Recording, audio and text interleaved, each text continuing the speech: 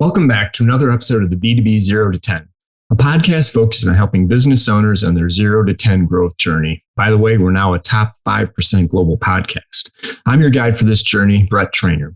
Today, I welcome Govind Balu back to the podcast to chat about the power and the strategic value of data, analytics, and ultimately machine learning and artificial intelligence.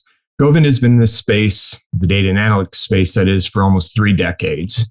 He was the head data scientist for global companies such as Allstate and Bank of America before starting his own company. His mission is to bring the power of data and analytics and also AI and machine learning to small and medium-sized businesses. My main takeaways from this discussion were it's never too early to build your data infrastructure. Start small and scale it. The digital-first B2B space now requires strong analytics to help not only reduce costs, but make better decisions. And thirdly, to provide a better customer experience.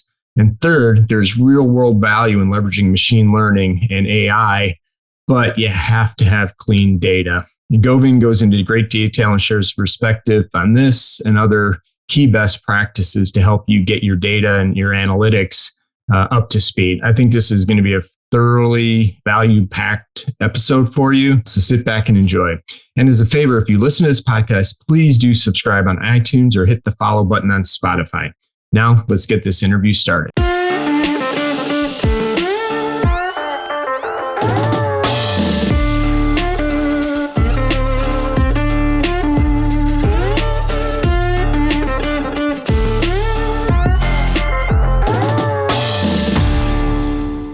Hey, Govind, welcome back to the podcast. Thank you so much. Good to see you back. Yeah, it's been too long, and that's on me. I mean, I looked back and realized you were originally episode 42. Now I think we're on episode, this will probably be 130 when it comes out. So it's been too long since I've had you on to talk, data analytics and AI. So welcome back. Oh, thank you. I did not realize that it has been that long. I'm glad to be here with you. It's my pleasure for sure. So, all right. So in case folks didn't catch episode 42, and why don't you share with the audience a little bit about your background and what you're working on today, and then we'll get into the topic. Sure. Spent nearly 3 decades in the data and AI space, spent close to 15 plus years leading a data analytics for Bank of America. Right after that, I spent a significant time in the retail space, Walgreens and CVS, and also some time at Allstate. It has been an awesome journey. Enjoyed it quite a bit in my full-time gig. Then last 2+ years, so I have started my own gig. The data analytics company called QuaXigma. Our mission to bring the data analytics to small to medium-sized companies. I do see it. Those are the really people needing the support the most. The big companies, they may have something in-house. And today, I'm here to share my experience, how QuaXigma is helping the small to medium-sized companies. Awesome. Yeah. You and I have had conversations before. I think we actually met just when you were just starting to launch this company. And, I'm a huge believer in data and the analytics and measuring. And, now that the pandemic has further reinforced the, remote and digital first type of approach, especially in B2B, data has never been easier to capture and easier to use, but yet so many people don't use it. So, trying to think of the best place to kick this off, but let's start with the small business. What are some of the challenges that you see with them? Then really, how do you recommend they get started and why, right? I mean, I can preach to it, but I'd rather have it come from the 30-year vet in data analytics and the value and the power of doing this. My experience has been with the small and medium-sized companies. They don't have a lot of resources to do the manual workforce. If they like to optimize the business operations, they need to find out the right customers to go and engage them. They need to do some, payments, billing. So they're really trading up with the how many resources I can have, how much they can really automate and leverage the newer technologies. Often I hear the data and analytics is they don't understand what that is. First concern is I know I don't have a lot of money to invest into the lot of human resources. At the same time, I don't have so much the good understanding on the data and AI to leverage that. So the fear is the number one concern, how to leverage it.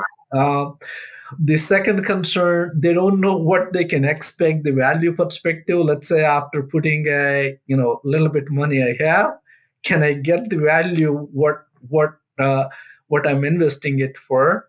And third, they don't know how to do the implementation.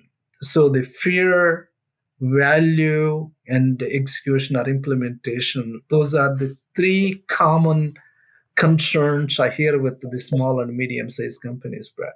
Yeah, and that makes sense and consistent with what I see. And then when you look up at the larger companies that have all the data and the capturing it, they've got 5 or 6 different databases, right? They may have one for marketing, they may have one for the CRM, then they've got the one for the ERP, the master. And I've been kind of on a crusade to simplify, right? One database, either they're a prospect or their customer or former customer, right?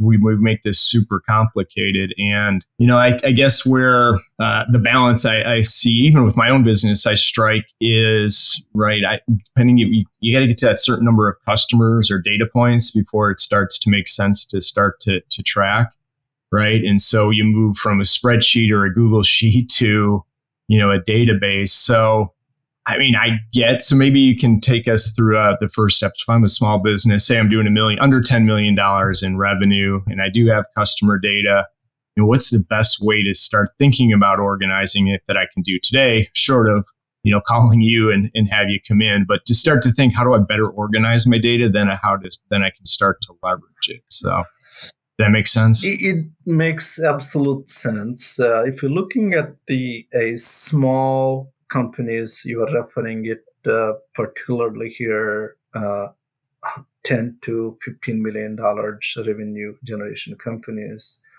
First of all, they don't have a lot of IT infrastructure in place. So, if any. Right, if any. And they have been outsourcing or at least using a subscription-based transaction systems. I go to the CRM subscription systems. I need to go to order systems. I need to go to the marketing systems. First of all the data, what they're collecting they don't own it. They have the other, the providers, they provide the systems to it.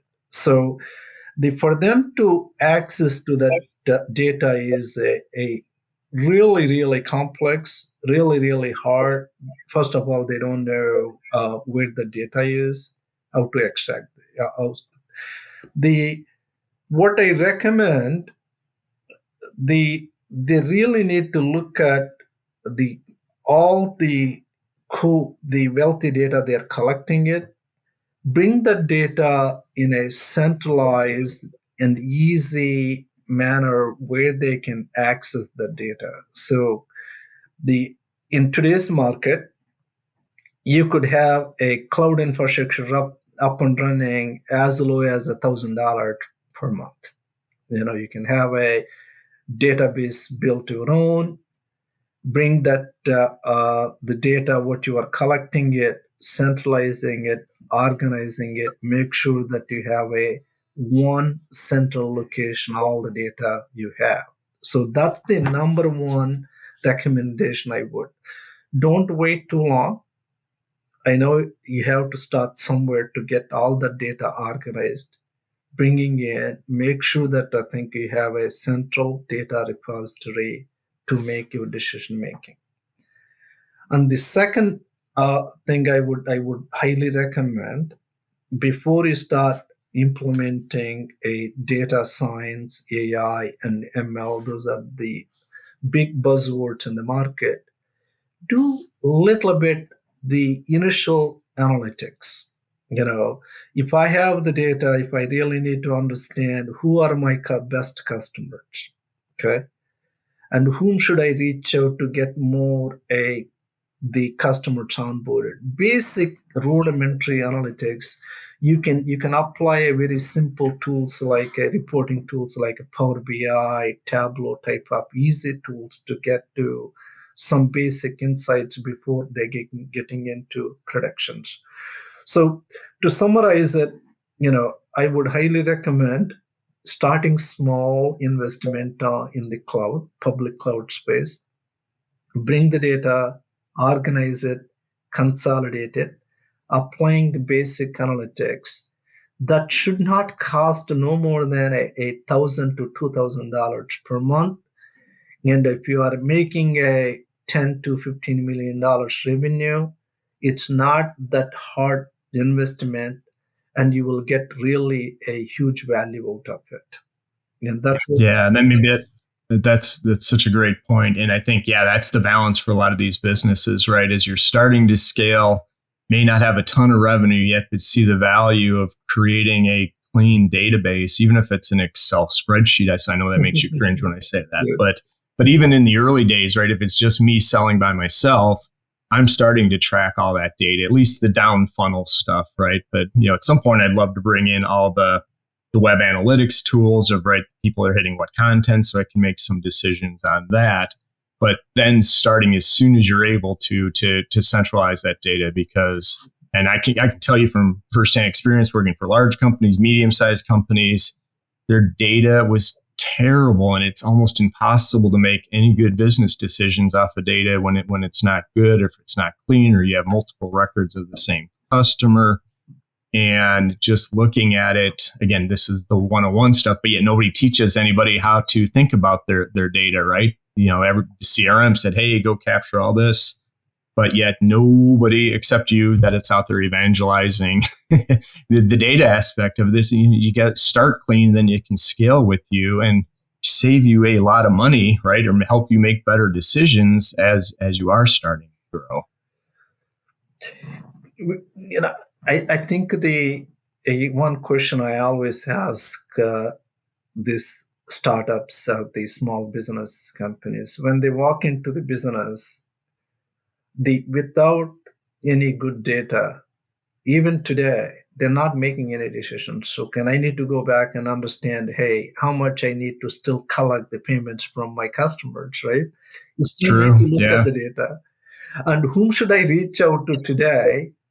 Why should I reach out to today? So they're still looking for the data. So the 99.9% of the times, every decision they're making, they have to look at the data. So the question I would ask where is that data? Is that data is organized? Easy to get it? Can I get to quick insights to make my decisions? If you as a small company, you are not enabled by this clean data, you're almost going to be behind the scene. You need to do the catch up. So Right. that's what I think there are two components with the implementing the analytics strategy. But I know we talked about before. A lot of people are very passionate about getting the ML AI implemented, even the small to medium sized companies. And I always say, clean your house first before you go back and renovate the house, right? So the cleaning the house is getting the right data, organized it, making sure that the data is accessible in a clean way so that you can do a whole lot with that data. So I think you touched on it. It can be an Excel spreadsheet, Microsoft Access. I used to work with Fox Road, DBase. It doesn't matter right now. I think the cloud made really easy for all of us. Go back and create a subscription. They will give you even a no cost database tool. So all you have to do is organize the data with a low investment, Brett. So Yeah, makes sense. And just to be clear for folks that this may be a new topic, ML, machine learning, and AI is artificial intelligence. And again, I think this is such a powerful opportunity for smaller businesses because it's not going to take them as long to clean their house as it will some of the bigger companies, right? In order to leverage this. And as you think about where they can do it, it's who are my best customers, right? What do they look like? Why not use data to help you make a decision of who's buying from you, where they're buying from, what products they're buying from you? And I also know some work on the work you do on the back end that you can help predict which customers are at risk based on different factors as well. But you can't have any help with that unless you're right. You start with cleaning the house and build the right, start capturing clean data, right? Without a doubt, maybe I can share my current experience with even some typical investment for organizing the data. So we generally deal with the companies anywhere between a $10 million revenue to all the way to $2 billion. My heart, at least my company heart, is helping the small to medium sized companies. That's what we are focusing on. Okay. So we have started implementing that data warehouse or data lake companies anywhere between that $500 million range. They have the data lake up and running within 2 months. The first of all, your point is they don't have the massive amount of the data unless you have too many systems that collecting it some Right. reason, right? And you are really dealing with the limited number of data, and you don't need to deal with creating a massive infrastructure, massive investment. Most of our companies, at least we work with, their data warehouse is up and running within 3 months. Okay. And with the less investment. So within 3 months, you are enabled with the good organized data. So now we have an opportunity to apply machine learning AI if we choose to, right? Or a lower end tools like I need to go back and look at the diagnostics. Okay, I'm going to go back and look at why my customer is not happy, right? Where Right. is my next customer is going to come from? Those are the very basic rudimentary level analytical questions you can answer once you have the data. So, but if we don't have that, most of our customers are spending 80% of the time sourcing that data and creating a one-off databases that's creating more complex than the leveraging their efforts they're internally doing. Let's say I'm a marketing guy. I'm going to go back and create a marketing database. I'm going to be the sales guy. I'm going to be creating you have multiple Yeah. databases, multiple investments are going on, which is costing more money than just creating a one centralized data base.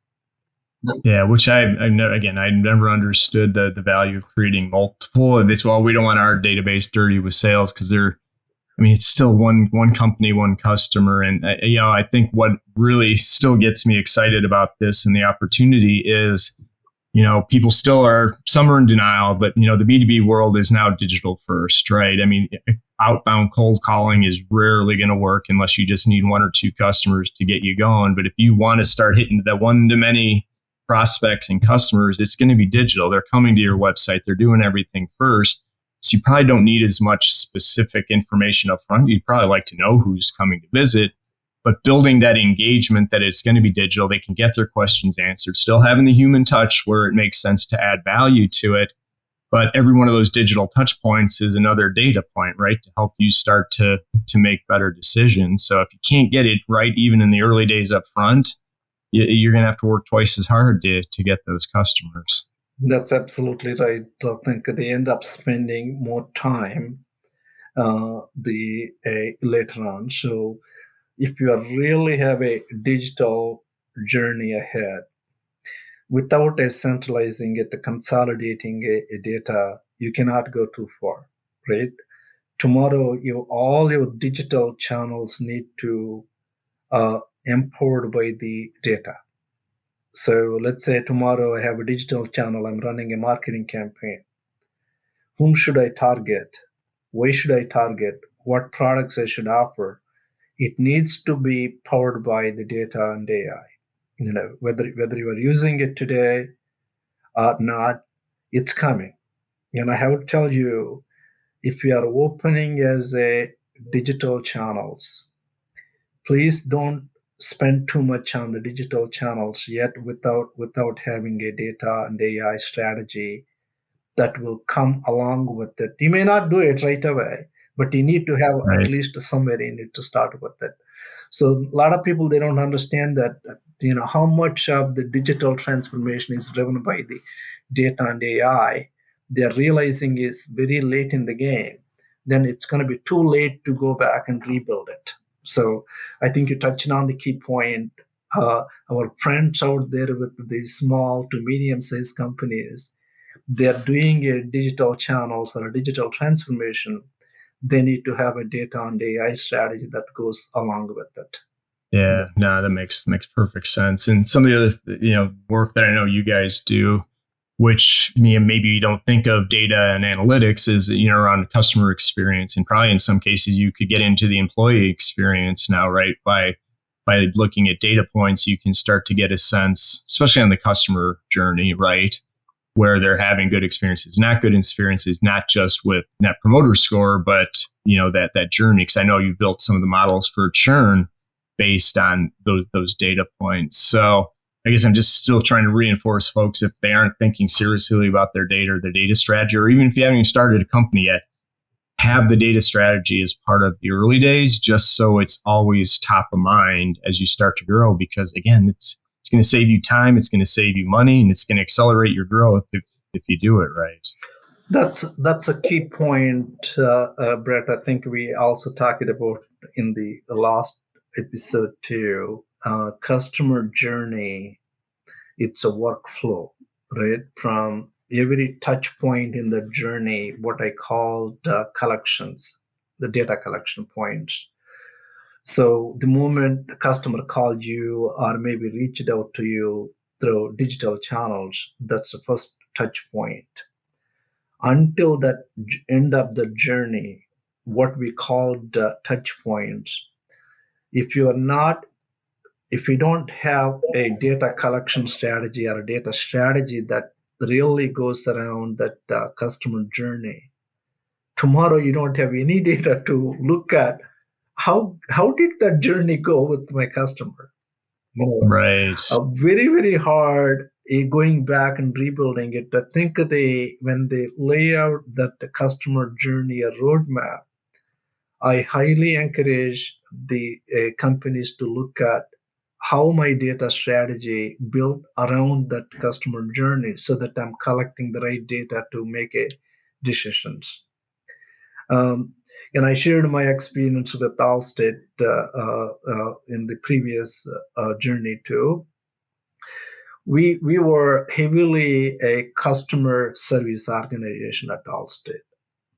We do extremely well looking at every touch point the customer has, every interactions we had, and we applied heavily data strategy to collect the right data. So we optimize every touch point humanly possible. So we create a human experience to the customers. When you call in call centers, we really empower our reps to make sure that what they need to do, how they need to interact with the customer to do that. That's powered by the analytics. And during that journey, right, I like to find out, tell me, where did I pay my claim? Where is my claim status is? We're really looking at that touch point, looking at all the claims the customer had, providing that rich experience is that.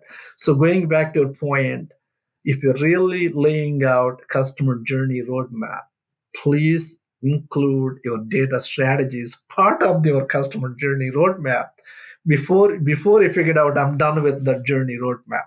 Okay, Right. very very Yeah. important. That's such really good advice. Yeah. And curious, as kind of a follow up or kind of next step with that question, one of the things I've been kind of advocating, not kind of, I have been, is right, the modern B2B company now, smaller, is going to be, or should be, much more structured like the old e-commerce, right? The direct to consumer e-commerce companies, right? They're looking for information online. They're trying to solve their problems. right? Even like a Carvana, which sells $50,000 used cars online, you can get it within 7 days, sight unseen. So the ability to buy things digitally, I still think there's a big perception issue with some B2B companies that think they can't sell digitally, right? But it's about telling your story. But if you think about it, approaching your business from an e-commerce model, what would you have to do up front from people searching to find you, right? What are the keywords they're looking for? What's the problem they're trying to solve? And then they engage with your brand, either social or web or however they're going to do it. Are they getting the information that they want in order to answer those questions? And I think the misnomers is the fact that you have to have human talk to customers. What I found is if customers just want their questions answered, make it easy for me to get the information. And then when I'm ready to have a conversation, I'll reach out to you. So if you take it from that approach, then data should be at the core of your strategy, because that's how, right, they're going to connect with you and you're going to make the decisions that those keywords are working and they're not falling off. So I know we keep coming back to it, but I'm trying to get folks to see, man, don't think about the old way of building a B2B company. It's just 9 times out of 10, it's going to be inefficient because of buyer expectations, right? So I know I'll get off my soapbox now, but curious of your perception of that, or where you think these models are going. So my view, traditional sales is dying every single day. A digital marketing will become a one channel to interact with your customers and try to sell what products and solutions what you have. Okay, so that period, I think whether we are, just like Elon Musk is saying, autonomous cars are coming, EV cars, the electric vehicles are coming. We have to accept and move forward with it. Just like, our traditional channel, I don't want to scare the people. Our traditional, the sales channel are going to come less and less unless you are really offering a very exclusive product that does require some engineering design to begin with it. Okay. Right. Given that, imagine when I'm reaching out to the website, I'm trying to look for something what I need to buy. If you don't understand what channel I'm reaching to you, what I'm searching for, you cannot really recommend what Govind is truly looking for in that channel. So when the people are really looking for on the web, sometimes they don't have a lot of time. They don't. Right. Okay? When I come in, I click it, I like to buy it. Instantaneously, you need to understand what channel a customer is using, what he is or she is really searching for. Can I provide some quick recommendations? Hey, you should really looking for this, right? All those 3 things, what we just talked about it. Can you imagine without a data collection, the real time applying the analytics and providing the recommendations to back? Hey, Govind, thank you for reaching out to me in the digital channel or mobile app. And looks like you are looking for this product. We offer this. Are you interested in me sending you additional information on this? I may say, yes, please send it to me, right? Those 3 things, you need to really quickly respond to that. So without the data, without the powered by ML AI, you cannot really take care of your customers. The digital channel, in that case, it's acting like a communication mechanism. But Right. you really need to have a brain which is really run by the data and AI or ML. The recommendation what you are offering as a customer. So going back to your point is, if you are a small or medium-sized companies, your core business is going to rely on the e-commerce strategy. Please get out there and start looking at the data analytics strategy behind it. Again, I'm not suggesting you need to do the massive investment, but you need to start somewhere to start enabling your e-commerce strategy with the data and AI, Brett.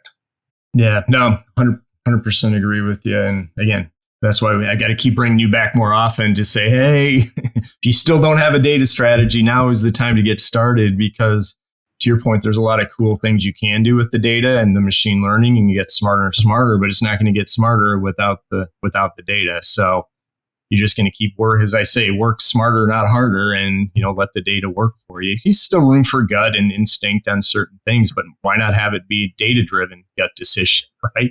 Versus just I'm going off a hunch. Your gut feeling is not going to go away. I have to tell you, there is always some human input.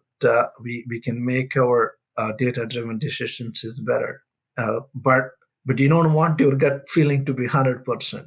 Right? Your data needs to help you close to enough so that you can apply the gut feeling to validate it. Okay, what data is telling me, what I know, is that matching that. It really sometimes data can revalidate your assumptions before you do something, right? Sometimes data is going to tell you your gut feeling is completely out of your mind. So let's go with what data is telling you, right? Exactly. Yeah. Awesome. Govind. What else is top of mind for you right now that we may not have touched on? I know I'm starting to run out of your time, so I want to make sure we hit everything that's top of mind for you today.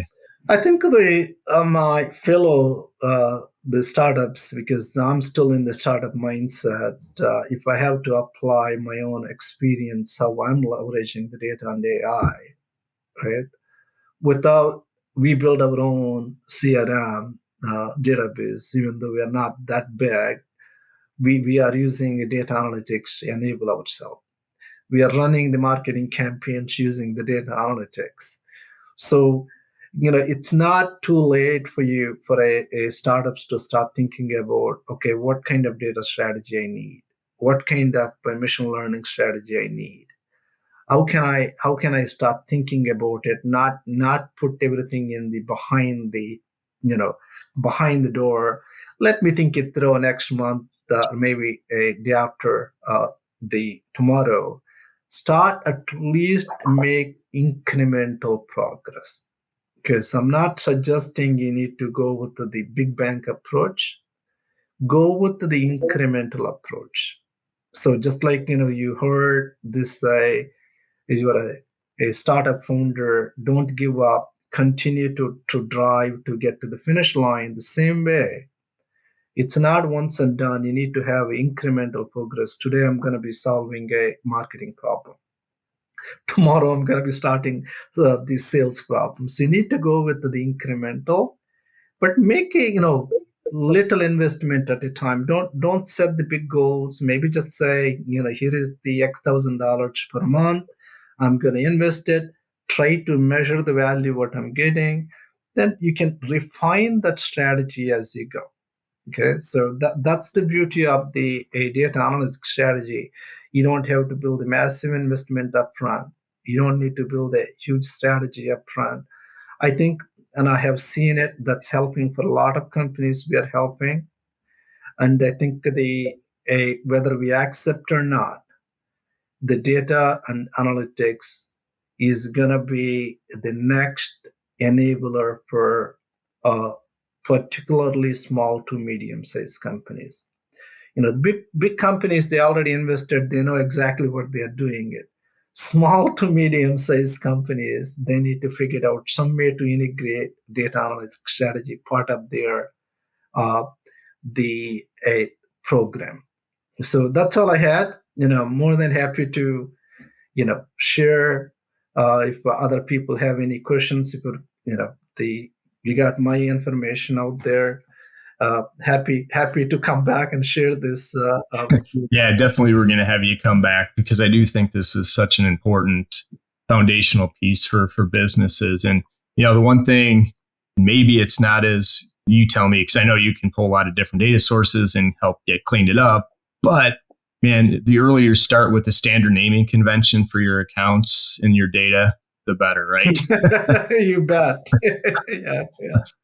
I mean, I've seen small companies that have 4 different records for the same account, right? And they may have 52 customers. So it's important to, again, just that strategy and define it early because, again, I've seen it, from companies in 10 million, 5 million, And then we get to the billion-dollar companies, they've just got data all over the place, and it's hard. That's where you guys can help try to sort through the data. Man, just keep it standardized. Doesn't have to be rocket science, right? But just so you know the difference, anytime a new data record is being added, it's consistent with the process, right? That's my PSA for the day. I think, yeah, the people make it more complicated than it doesn't have to be. That's my observation. I think all the honesty, the startups, their fear is because we make so complicated to hear. Oh my God, this data strategy is a big word. It's a big word. But if you're a small company, you don't need a massive data strategy. And I'm just telling No, you. just start it around your customers, right? Exactly. And you want to be customers, or your ideal customers, and work out from that way. But yeah, it doesn't have to be super comprehensive, but build the foundation so it can grow with you, and you're not having to call in the experts to spend money, because if you wait too long and you have to have somebody come in and help you rebuild it, that's when it's going to be more expensive. Now we have to do the cleanup work, right? Let's not get there, right? I think and you're going to go back and rebuild it anyway. That if you could have built it that way to begin with, you would have saved yourself a lot of time. That's exactly right. And also you can start. Well, Govind, I'm not going to let you off the hook without my asking the final question: is what is one thing that you would highly recommend? And it could be professional or personal. What's top of mind for you right now? The one professionally, I would say, try to understand what this artificial intelligence meaning. Don't worry about business sense. How this is gonna come and help us the now in the future. So the machines are gonna be made more smarter and smarter. Whether those machines are gonna take a human's jobs, or God only knows how many, right? But I think I would ask the audience, whoever is listening, it spend some time. This concept has been there many years, because it did not just come in today. So artificial intelligence has been there many years, right? So try to get some knowledge out of it. Okay, so that's one. The second thing I would recommend, try to gain some knowledge. How other people are applying it. How they are trying to drive the differentiation using some of the newer technologies, tools, what we have in the market. I think those are the two things I would always recommend. It's a fun, because there is even at schools, people are start learning it. Even at the elementary school, people are trying to understand what is the machine learning, what is AI. Because I have been part of South Barrington in Chicago. One of the school programs, I spoke about how the students should start looking at this. It's always fun to look at that a new how the AI is evolving day by day. Yeah, no, I 100% agree with that. I love the always be learning, but I mean, it makes sense, right? Because business it's heading that way, so you might as well learn about it and understand, at least so you're comfortable with it, and then know how eventually you can apply it against your business. Because I think we chatted last time, it's the world's moving super fast, or it may not seem like, because we're working from our homes, but with the digital and the tech and advancements, everything's moving quick. So unless you want to get left behind, you got to keep one eye in the future and just understand what's around the corner. Then we can bring in experts like you to really help us apply it. But it's good to have that working knowledge. I 100% agree with you. All right, Govind. So until next time, but if people want to learn more and connect with you, what's the best place for them to do that? We'll put it in the show notes. So we are on LinkedIn, Brad. We have our website. It's called QuaXigma.com. Maybe you can put it out on your link. So please don't look at, and I'm asking my audience again, I generally coach and mentor the people or companies, not for money. Even they have questions and talk to me. I do I do at my free time, make sure that I think they got the right advice and the right things going on. So happy to help. They don't need to always feel that, okay, if they come to me, they need to pay. I'm here to Right. support any way I can. I need because I like to use the QuaXigma as the platform to enable the small to medium sized companies. That's my mission. Okay, so you know, uh, happy to again. My phone number is there. My email is there on the website, on the LinkedIn, so they can reach out to me any channel they want. Awesome. And I know, again, that's one of the things I appreciated what you did was you left the big corporate side of this to bring data and analytics and eventually machine learning to the masses, to the companies that can least afford it, but can use it the most. So appreciate the mission that you started with this, because it's hard. This is not an easy topic. I know you're demystifying it a little bit, and one day at a time, one person at a time. But I'll definitely, that was on me having you too many episodes in between. So we'll bring you back maybe at in a couple months to touch base and chat a little bit better. So hopefully anybody in the audience is listening that doesn't have a data strategy will have one by then, and then we'll collect some questions. So Govind, thank you very much for your time. We appreciate it. And until next time, have a great day.